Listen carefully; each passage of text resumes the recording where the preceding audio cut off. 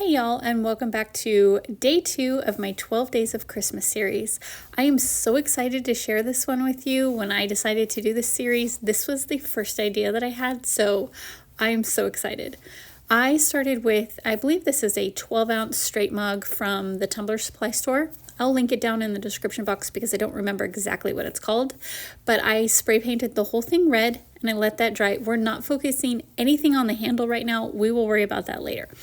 So I painted the whole thing red, and when that was dry, I applied a full coat of foil glue from Artistic Painting Studio around the whole entire mug. And then in just little sections, I added red foil, also from Artistic Painting Studio. And then I just wanted it kind of have that grungy look. You know, I love that distressed grungy look. And then in some of the open spots, I used this red glitter from Diamonds and Dust, and I just kind of went in like with the tack it method. I just poured some on, rubbed it in, and then moved on to a new spot, trying not to cover up that foil. And then I went in a little bit with Bite Me. It's a deeper, darker red, so I really liked that contrast of the different colors.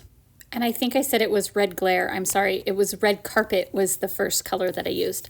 So I just went in and I covered the whole thing with that glitter. I let that foil glue dry, and then I gave it a coat of epoxy. And then after that was dry, I took the foil glue again, and I just took a paintbrush and kind of feathered it in from the bottom in and from the top rim down. And then I'm just going to use this kind of muted light gold foil, also from Artistic Painting Studio, and just give it a little bit of distressy look. And then I also used the red foil and kind of mixed it in. And then I'm taking this jar of like foil flakes. I don't remember exactly what it's called. It's from Hobby Lobby. And I'm just adding that in also on the top and bottom rim.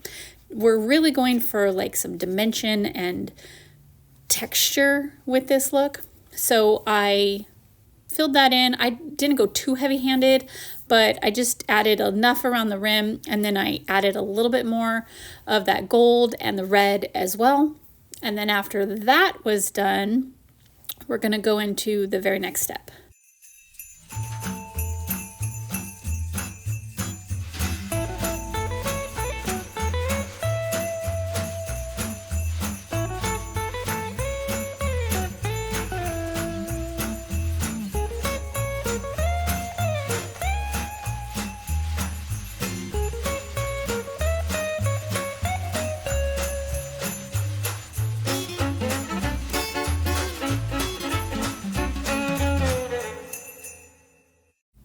Okay, now we're going to get into some fun stuff. I am using from Counterculture DIY, Culture Sculpt. It's kind of like clay, but not like clay. It's more of like an epoxy type of product. So you take equal parts of A and B, and then once you mix them together, they eventually harden just like an epoxy. So it's a pretty cool product. I've not really worked with it before. I tried it once and it was a not very good experience because user error is what I mean. So we're doing something simpler and we nailed it this time. So I didn't measure it by weight or anything. I kind of glumped it out with my hand, each one, and then formed it into a ball, and they looked pretty similar in size. So I just mix them together, and the longer you mix and the longer, like, it will eventually start to harden just like epoxy. So you don't want to work too fast. You want to make sure it's good and mixed, but you also don't have endless amount of time. So as soon as it was mixed up, it's really easy to mix up. It's really soft. So it really mixes well together. I've used clay, and sometimes trying to get that really soft workable texture is killer on my hands. So once it was mixed together, if you haven't figured it out, we're going for a chocolate chip cookie look on this handle. So I just took little pieces and basically just wrapped it around that handle. That's why I wanted to use this wide handle, because it gave it more surface for this cookie to stick to. So I just kind of wrapped it around the handle. I didn't really shape it because a chocolate chip cookie isn't smooth, so I really did want that rough texture. But I just worked it until it was a good size for the chocolate chip cookie around the handle. I wanted all of the handle covered, and I wanted it to be where you could still put your fingers through the thing and it was comfortable to hold if you were actually drinking out of it. So I just went back and forth until it looked nice and smooth. And then I took a little string, rolled it up like a snake until it was pretty thin. And then I just took an X-Acto knife, cut off little circle spots, and then I just pressed those right into the cookie on the handle because those are going to represent our chocolate chips.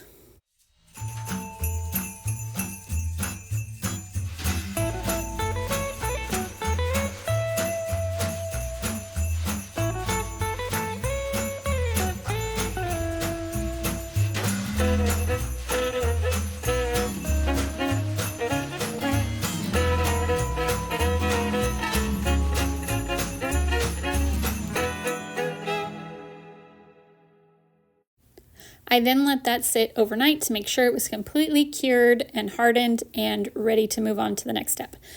So the next day, I took these chalk paints. I just buy sometimes the little jars from Walmart because they're like $1.98, and I really love the coverage that chalk paint gives, and sometimes I don't have to give 2 or 3 coats like I do with regular craft paint. So I went in with hazelnut and cashew, and I kind of mixed them together. I was trying to really get a good texture for the chocolate chip cookie color. And then I had this paint, it's called Melted Chocolate, which was totally appropriate. And I took a tiny brush and I was painting over all the little spots that I added for those chocolate chips. And you'll see here in a minute, I am looking at it when I get kind of further, and I'm not loving it because I think I added too many chocolate chips. So I went back in, covered it up with the lighter of the 2 paints. I think that one was cashew. And then I mixed in a little bit of the hazelnut. I'm really just kind of winging it at this point. And then I decided I was going to try to add a little alcohol ink to kind of give it those crispy edges that you get on the chocolate chips or the chocolate chip cookies. So I added a little bit of that, added a little bit more paint, just kind of went in and winged it and kept painting until I was happy with the results. And then I went in and painted the chocolate chips again, but I didn't paint as many. I dispersed them a little bit further apart so it didn't look so cluttered with chocolate chips. And then I was really happy with the way it looked.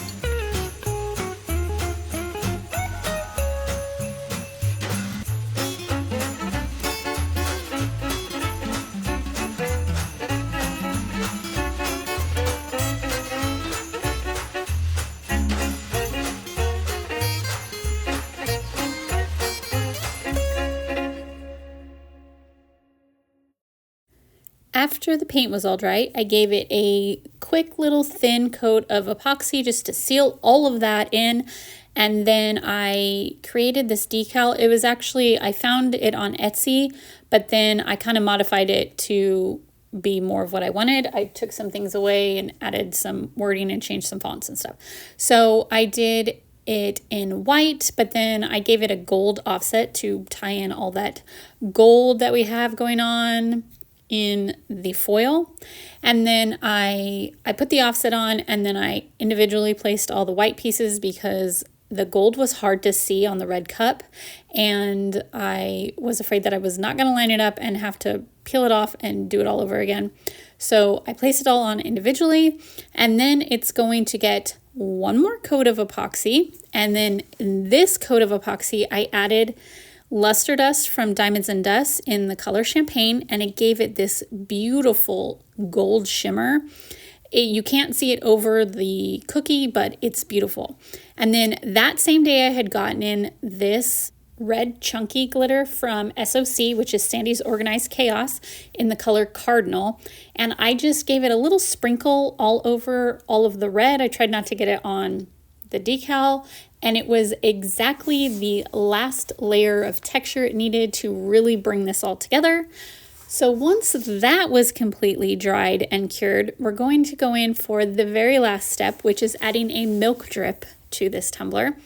So I usually use Nice and Thick from Counterculture DIY, but I was out, so I also have used cornstarch to thicken it, and it worked perfectly this time. So I tinted it with white paint. This is just regular setting epoxy. It's medium viscosity from CC DIY.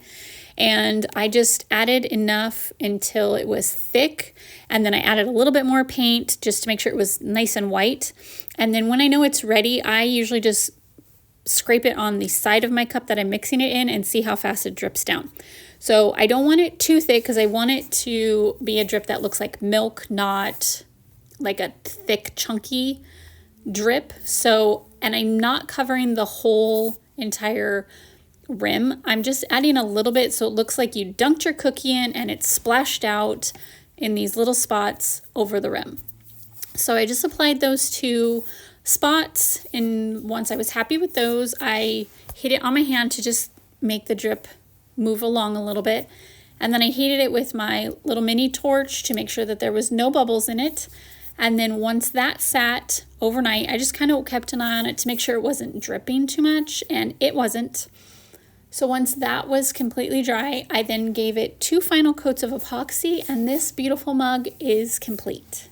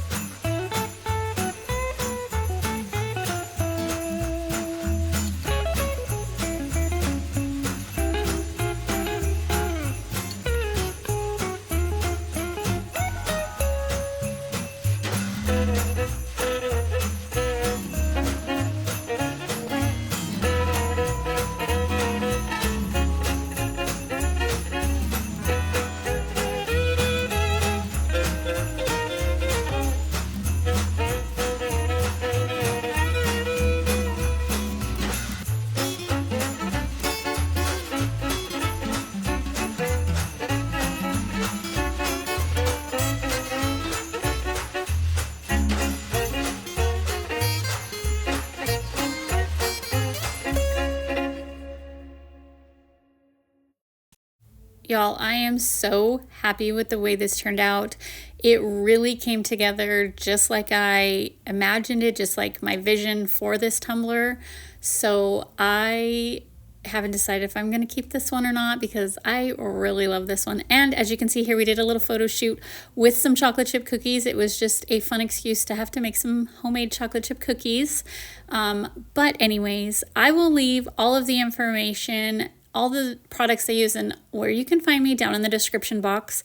Thank you so much for joining me for day 2 of my 12 Days of Christmas series, and I will be back tomorrow with a very fun gingerbread peekaboo. So make sure you like, follow, hit the little bell notification so you can be notified whenever I upload any of my future videos, and I will see y'all tomorrow.